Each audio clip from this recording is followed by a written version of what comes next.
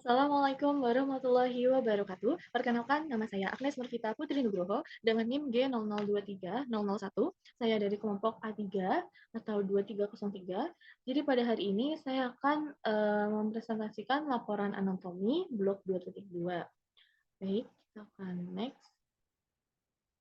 Jadi pertama saya akan membahas mengenai struktur dari faring. Nah, faring sendiri ini merupakan saluran muskulomembranosa yang menghubungkan kavitas nasi dan kavitas oris, kemudian menuju larynx dan esofagus. Nah, lihat pada gambar tersebut ada 3 regio, ada nasofarinx. Ini terletak di posterior nasus dan di superior dari palatum mole. Kemudian ini setinggi VC1 sampai VC2. Yang kedua ada orofarinx dari nasus, mohon maaf, di posterior cavum nosi yang setinggi VC2 sampai VC3. Kemudian yang ketiga ada laryngofarinx, setinggi VC3 sampai VC5. Oke, kita next. Kita ke regio pertama yaitu nasofarinx. Dia terletak di posterior cavum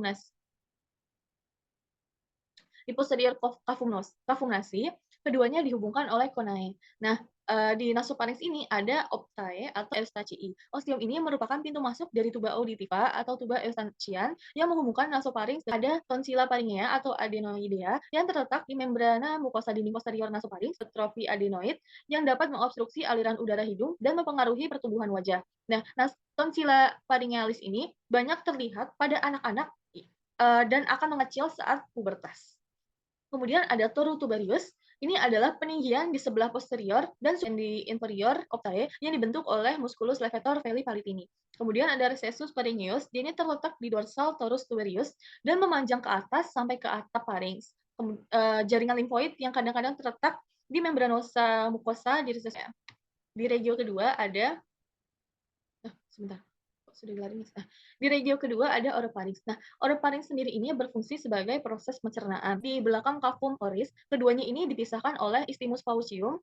Kemudian ada arcus palatonglosus. Dia ini suatu lipatan mukosa di anterior fossa tonsillaris. Dia membentang dari palatum mole hingga ke tepi lingua, terbentuk karena adanya desakan dari ada arcus palatopharyngeus atau suatu pelipatan mukosa di posterior fossa tonsillaris yang membentang dari palatum mole hingga ke dinding lateral pharynx.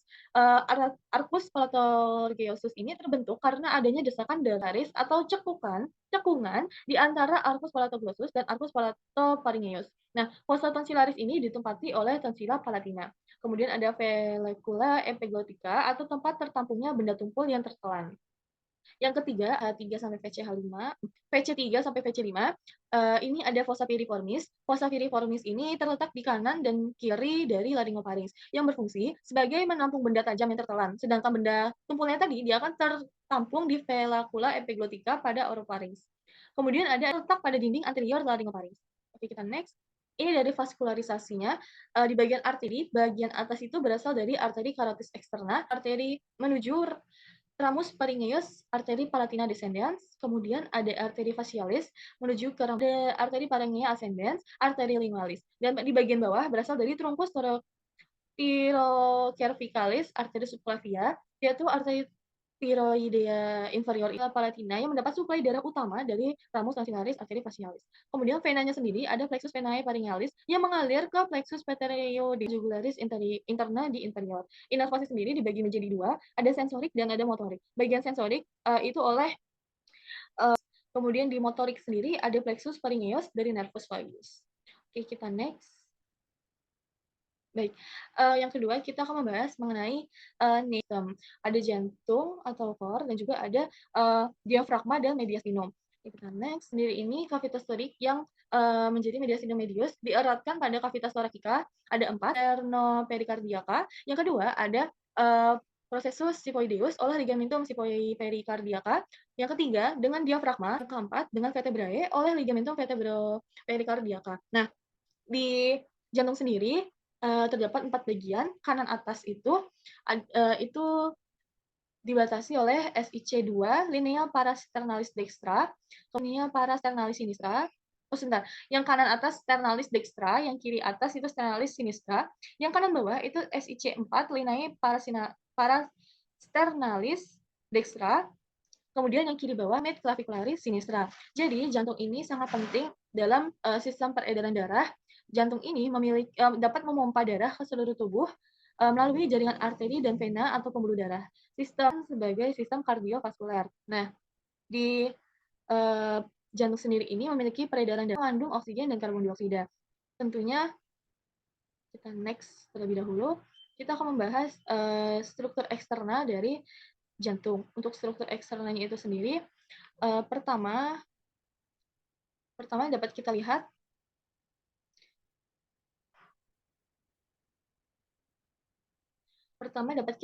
di sebelah kiri ada fasies anterior, basis, fasies pulmonaris sinister, fasies diafragmatica, fasies pulmonaris dexter. Setiap cor ini dapat diidentifikasikan adanya apex, basis, dan 3 fasies. Tadi fasies ada 3.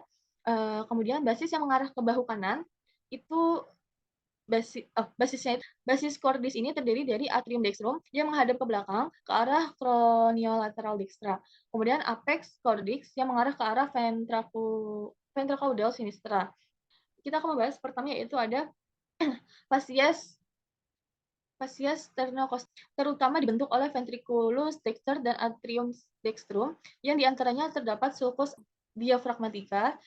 Fasies diaphragmatica ini terutama dibentuk oleh ventriculus dexter et sinister yang dipisahkan oleh sulcus interventriculineum diaphragmatica. Kemudian ada fasies pulmonaris. Fasies pulmonaris ini dibentuk oleh ventriculus sinister yang membentuk impressio cardiaca pada fasies medialis pulmo sinister dan atrium dextrum oleh pulmo dexter. Oke, kita bisa next. Lihat POV dari ventral, sedangkan yang kanan itu POV kita dari dorsal. Nah, di sini terdapat 4 ruangan jantung. Ada atrium dextrum, atrium sinistrum, kemudian ada ventriculus dextrum dan ventriculus sinistrum. Aurikulanya itu beda dengan atrium. Dia merupakan struktur pelengkap atrium yang menonjol, yang merupakan sisa atrium kanan janin. Auricula ini sendiri, dia ini dapat meredakan tekanan tinggi di atrium dengan meningkatkan kapasitas atrium pada saat makhluk hidup ini stres. Jadi pada permukaan yang dalam seperti di dinding pektinati yang menyebabkan penampilannya itu bisa menjadi kasar. Di permukaan luar jantung juga terdapat sulcus-sulcus yang tempat lewatnya pembuluh darah jantung. Contohnya itu ada sulcus coronarius atau tempat lewat anterior yang menjadi tempat lewatnya arteri vena interventricularis anterior. Oke, kita bisa next. Ini merupakan skeleton cordis. Skeleton cordis ini dia ini tempat melekatnya miokardium atau sebagai kerangka dari jantung ini sendiri. Kemudian tempat melekatnya cuspis. Skeleton cordis ini dia tuh isolator impuls antara atrium dan ventrikel. Skeleton cordis terdiri dari anulus fibrosus, trigonum fibrosus, dan juga dari pars membranacea. Nah, pars membranacea, septum interventriculare, interatrial, dan sebagai isolator tadi yang sudah dijelaskan. Kemudian fasciculus avi atau bundle of His-nya ini melalui anulus fibrosus adalah satu-satunya koneksi. Oke, jadi kita bisa next. Ini merupakan gambar dari anulus tadi. Ini ada anulus fibrosus valva aortae yang ini ke pulmonar atau ke paru-paru, sedangkan ini valva aortae atau ke aorta. Ini adalah trigonum fibrosum sinistrum dan ini ada Oke, kita bisa next. Yang kedua kita akan membahas mengenai struktur dari internal dari meraih oleh 4. Pertama ada vena cava superior, dia itu menuju ke ostium vena cava superior. Ada vena cava inferior, itu ostium vena cava inferior. Kemudian ada sinus coronarius, minimae, itu foramina venarum minimarum. Kemudian fungsinya sendiri, salah satu ruangan halus yang disebut dengan sinus venae cavae atau sinus venarum cavarum. Dan ada satu ruangan kecil yang kasar terbentuk dari musculus peccinati. Kemudian kita bisa next. Nah, ini gambar-gambar jantung yang lebih kompleksnya. Di sini ada pulmonary trunk-nya, di sini ada pulmonary valve, annular cups, left annular cups, dan ini ada conus arterius. Yang ini itu adalah interventricular septum atau muscular part. Yang kemudian ini ada septomalia neurovascularisasinya. Di neurovascularisasi dari jantung ini sendiri, dia ini peredaran darah jantung ini di jantung kanan atau sisi yang biru.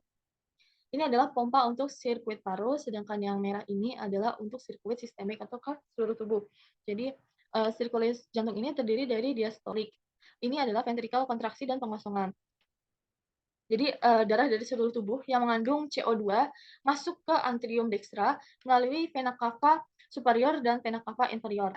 Kemudian kemudian ke ventricular dextra menuju ke valva pulmonalis yang terbuka, kemudian masuk ke pulmo untuk exchange menjadi O2. Tadi kan membawa CO2 melalui trunkus pulmonaris. Kemudian darah yang mengandung O2 itu masuk kembali ke atrium sinistra menuju ke valva mitalis yang terbuka, kemudian menuju ke ventricle sinistra, kemudian menuju ke valva aorta yang terbuka, mengalirkan darah ke seluruh tubuh melalui aorta.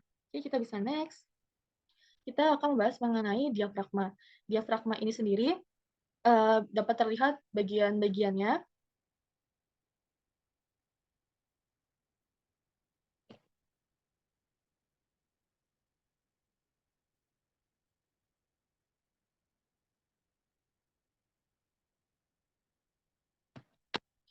Dari diafragma sendiri dapat terlihat bagian-bagiannya. Pembatas dari diafragma itu ada cavitas thoracis dan cavitas abdominis. Nah, di dua bagian ini ada dua bagian, ada pars muscularis. Di pars muscularis atau bisa disebut perifer, itu ada pars sternalis, pars costalis, sama pars itu hanya ini aja. Oke, kita bisa next menuju pars sternalis. Di pars sternalis ini adalah trigonum sternostale yang dilewati oleh arteri vena epigastrika superior dan vasa limpatica. Di pars sternalis ini itu tempat lemah, locus minimalis resistens, itu hernia diafragmatica. Kemudian ada pars costalis, dia tuh membentuk kubah pada ada dua, ada arcus lumba sacralis medialis, dan itu kalau misalnya medialis itu penebalan fascia musculus pulsus mayor, sedangkan yang lateralis itu musculus quadratus lumbarum. Kita next. Neurovaskularisasi dari diafragma ini oleh arteri perenica inferior, kemudian ada arteri pericardia perenica, arteri musculoperenica, dan glans vena paralel dengan arterinya. Dinervasi oleh nervus perenicus atau nervus spinalis C3 sampai C5. Oke, kita next ke mediastinum. Di mediastinum ini sendiri adalah ruangan dalam cavitas thoracis di antara kedua cavitas preolaris. Ini adalah sebuah bidang transversus yang membentang dari angulus ternalis atau pertemuan antara manubrium dan corpus sterni sampai ke discus intervertebralis antara VT4 sampai 5 yang membagi menjadi dua bagian, ada medius. Di sini ada anterius, ada medius, sama ada posterius. Oke, kita next. Oh, sebentar, ini kita back dulu. Jadi kalau misalnya di bagian mediastinus inferior itu inferior anterior, letaknya itu di anterior pericardium, di posterior sternum, dan di transversus thoracis. Dia tuh isinya itu ada thymus, dua ada mediastinum inferior ke media, itu letaknya itu di antara cavitas pleurae di sinister, isinya itu ada cor, kemudian ada pericardium, nervus perenicus, pangkal aorta, AA dan VV pulmonalis, vena cava, dan bronchi primary. Kemudian ada mediastinum inferior sampai posterior, dia tuh letaknya itu di sini antara pleura mediastinalis. Kemudian isinya itu ada esophagus, aorta, trakika, vena azygos dan hemazygos, ada ductus thoracicus. Ini ada singkatnya, jadi di jantung aku menjelaskan sedikit. Pertama itu di right atriumnya itu mulai membawa jantung. Darah tersebut itu akan masuk melalui ventricle kanan dan menuju ke lungs. Kemudian di mana oksigen itu akan mengganti menjadi karbon dioksida. Setelah itu yang ketiga itu oksigen itu yang membawa darah dari lungs masuk ke blood is pumped into the left ventricle and start its journey again and throughout the body. Jadi setelah itu tubuh masuk ke right atrium, lungs itu akan menuju ke left atrium, dan dari left atrium ke left ventricle dan menuju ke body. Di darah sendiri ini dia itu ada komponen-komponennya, ada red blood cells, yaitu carry oxygen nutrition and was test the body from infection. Kemudian ada platelets, itu gather at the site of injury and help the clotting process. Kemudian ada plasma. Okay. Di blood itu sendiri, it is a special fluid, primary, four main components, red blood, white blood cells, platelets, and plasma. Okay, blood vessels. Let's take a closer look. One is artery, capillary, and vein.